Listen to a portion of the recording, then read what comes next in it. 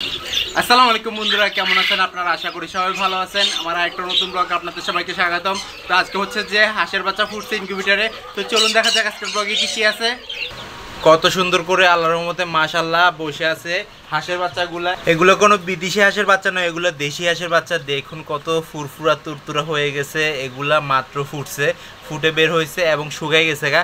এখানে আছে total 6 piece. আরও কিছু মুরগির বাচ্চা আছে, 1 পিস টার্কির বাচ্চা আছে। টার্কির বাচ্চাটা অনেক কষ্ট করে ফুটছে, দেখুন মাশাআল্লাহ।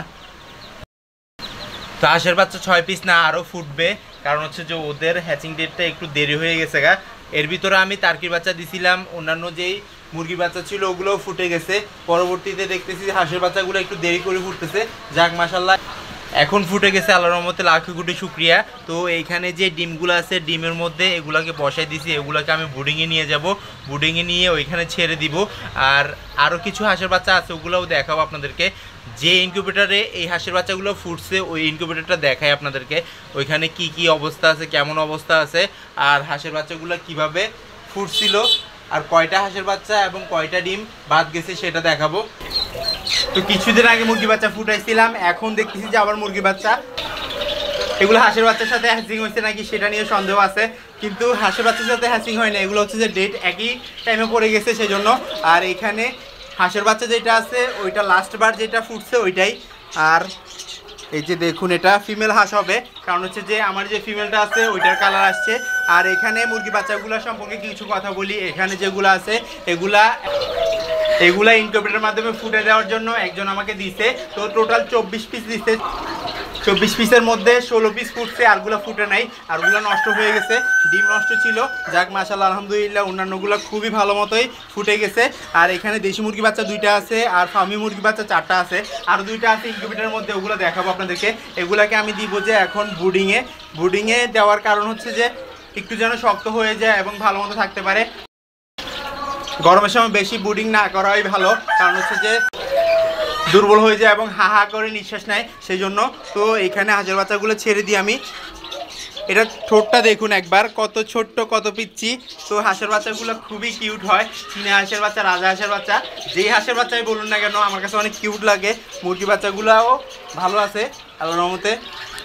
এগুলো কোথায় ছাড়তেছি, কীভাবে ব্রিডিং করতেছি সেটা বলতেছি এখন।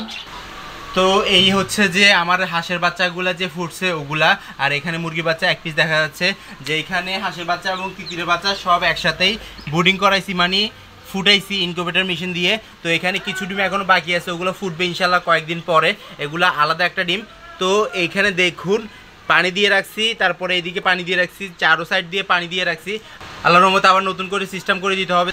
তো এখানে হচ্ছে যে একটা সুন্দর বাচ্চা ফুটছে অনেক দিন অপেক্ষা করার পর। তো এইটা হচ্ছে যে চীনা হাঁসের বাচ্চা 1 পিস ফুটছে, দেখুন কত কিউট। আমার যে মেলটা আছে, মেইলের কালার অনেক সুন্দর, একবারে ম্যান্ডিলিনা হাঁসের মতো। আমি ফেন্সি মুরগির সাথে সাথে কিছু ফেন্সি হাঁসের বাচ্চা আনবো, তো দেখা যাক কতটুকু চেষ্টা করে আনতে পারি ইনশাল্লাহ। তো এইটা কত সুন্দর আমি আপনাদেরকে দেখাই। এর বুকের সাইড দিয়ে হচ্ছে যে সাদা কালার এবং পিঠের সাইড দিয়ে হচ্ছে যে কালো কালার। এইটা মেল হবে, কারণ হচ্ছে যে এটার সাইজটা একটু বড়, আর লেজের সাইজটা দেখেই বোঝা যাচ্ছে কত বড়। এটা শীতে কাঁপতেছে, এখন ওদের বুডিং দরকার, তো আমি বুডিংয়ে রেখে দিই।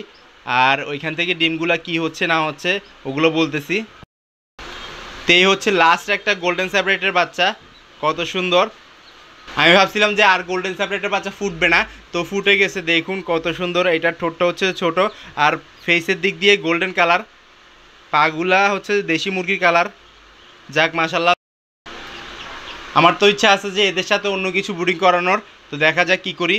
তো চীনা হাঁসের বাচ্চা এবং দেশি হাঁসের বাচ্চাগুলো কীভাবে কতদিনে ফুটে সেটা বলি। আমি 27 দিন পর্যন্ত নাড়াচাড়া করছি। দেশি হাঁসের বাচ্চাগুলো আপনার 27 থেকে 28 দিনে ফুটে।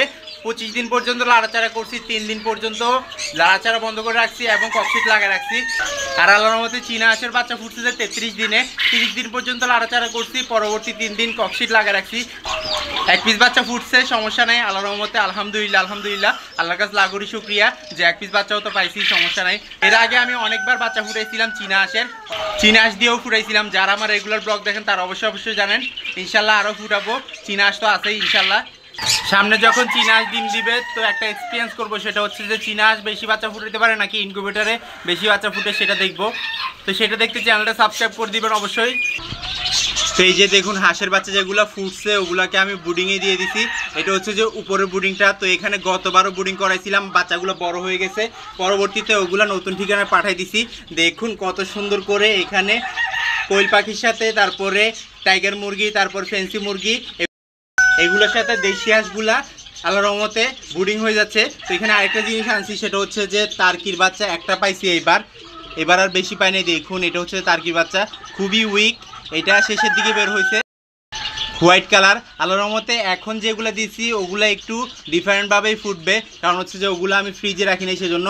আর এই যে দেখুন কর্নারে সবগুলো বসে আছে। তো এই বুডিংটা হচ্ছে যে খুবই ভালো বুডিং, লাইটটা জ্বালানো থাকে সব সময়। আর কোয়েল পাখি বলুন, তারপরে ফেন্সি মুরগি, টাইগার মুরগি, তারপরে তিতির, টার্কি সবগুলো এখানে বুডিং ভালো মতো হয়। এখানে একটা তিতিরের বাচ্চাও আছে। তো আমার কাছে সবগুলো একটাই ফুটছে, দেখা যাক কি হয় না হয়, কতদিন পর্যন্ত বেঁচে থাকে। আর যদি আল্লাহর রহমতে লালন পালন করতে ইচ্ছা হয় তো লালন পালন করব। তো দেখা যাক কি করা যায়। তো এগুলাকে একটু নাড়াচাড়া দিয়ে দেখি। তো এগুলো হচ্ছে যে গত পরশুদিন ফুটছে যে ওগুলোর বাচ্চা। এখানে দেখুন একটা টাইগার মুরগির বাচ্চা আছে, এই যে মাশাল্লাহ। তিতিরের বাচ্চাটা কোথায় দেখায় আপনাদেরকে, তিতিরের বাচ্চাটা লুকে থাকে, অনেক চালাক হয়ে গেছে তিতিরের বাচ্চাটা। তো এখানে কেজের উপরে একটা প্লাস্টিক দিয়েছি, প্লাস্টিক দেওয়ার কারণে ওরা ভালো মতো থাকতে পারে, ওদের পাগুলো আটকায় না। আর যখন কোয়েল পাখি ছিল তখন তো এইখানে প্লাস্টিকটা দেওয়া অতি জরুরি ছিল, সেজন্য দিছি। এই যে দেখুন তিতিরের বাচ্চাটা কত সুন্দর করে দাঁড়ায় আছে, ও কিন্তু ডাকাডাকি করতেছে। আর আমি ইনকিউবেটর থেকে একটা বাচ্চা ফুটেছিলাম, ওই একটা বাচ্চা বড় করার পর এখন তিতিরের বাচ্চা পাইছি। দেখুন কতটা ধৈর্য ধরছি আল্লাহর মধ্যে। দেখুন এটা খুবই কিউট মাশাল্লাহ। আর এখানে ব্ল্যাক যেটা দেখতে পাচ্ছেন এটা হচ্ছে যে গোল্ডেন স্যাপারেটের বাচ্চা মাশাল্লাহ। হাঁসের বাচ্চাগুলো কেমন লাগলো আর চীনা হাঁসের বাচ্চাটা কেমন লাগলো সেটা কমেন্ট করবেন ইনশাল্লাহ। তো এইখানে ডিমের মাঝে হাঁসের বাচ্চা নয়তো বা মুরগির বাচ্চা দেওয়াটা হচ্ছে যে আমি প্রথমের দিকে করি, যে ডিমগুলো প্রথম দিকে ডিম জমা শুরু করছে ওইখানে এগুলো বসাই। এই যে দেখুন এটা ফুরফুরো হয়ে গেছে মাশাল্লাহ, খুবই কিউট। আমি ডিসিশন নিয়ে ফেলছি, এটাকে আমার এখানে রেখে দিব, আমার এখানে রেখে বড় করার চেষ্টা করব। আর এটার লেজগুলো এখনই বড় সাইজে দেখা যাচ্ছে, সম্পূর্ণ মেল হবে সেইটা ধারণা আছে আল্লাহর রহমতে, আমি আশা করতেছি। তো দেখা যাক কি করে আল্লাহ তাআলা। কতটা সুন্দর লাগতেছে মাশাল্লাহ। এখানে এই দুটো থাকবে যে রাত পর্যন্ত, রাতের দিকে আমি ইনকিউবেটর থেকে এখানে বোর্ডিংয়ে নিয়ে যাব, কারণ হচ্ছে যে রাতের দিকে নিয়ে গেলেই ভালো মতো রাখতে পারবো সেজন্য। কারণ হচ্ছে যে এদের রাখাটা হচ্ছে কেয়ার করা, এবং বিশেষ করে কিভাবে থাকতেছে সেটা দেখতে হয়। তো আমার ভিডিও যদি আপনাদের ভালো লেগে থাকে লাইক কমেন্ট শেয়ার করবেন, যারা সাবস্ক্রাইব করেনি সাবস্ক্রাইব করে দিবেন, আর যারা সাবস্ক্রাইব করছে তাদের কাছে ধন্যবাদ। ইনশাআল্লাহ আবার দেখা যাবে নতুন কিছু নিয়ে। আল্লাহ যেন সবাইকে সুস্থ রাখে, সবাইকে বিপদ থেকে রক্ষা করে। আজকে দেখছি আল্লাহ হাফেজ।